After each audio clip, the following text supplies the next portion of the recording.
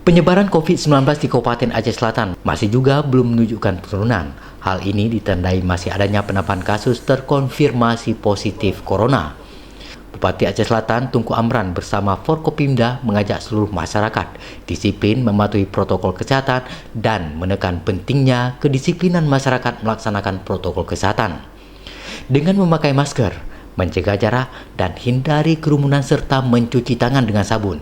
Hal ini disampaikan Bupati usai menggelar apel gabungan Tim Pecro atau Kejar penindakan pelanggar protokol kesehatan Satgas Penanganan COVID-19 di halaman kantor Bupati Aceh Selatan, Kamis kemarin.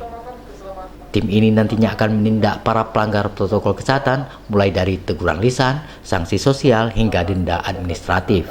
Kita launchingnya Tim Pecro pada pagi yang berbahagia ini, kita harapkan semua stakeholder bisa membantu dan juga masyarakat bisa mematuhi protokol kesehatan yang gunanya bukan hanya untuk tim dan bukan hanya untuk pemerintah, tetapi demi untuk kesehatan dan keselamatan warga kita yang ada di Kabupaten Aceh Selatan dan secara menyeluruh. Bupati berharap dengan terus dilakukannya protokol kesehatan dapat menghindari masyarakat dari penularan COVID-19 serta memutus mata rantai penyebaran COVID-19.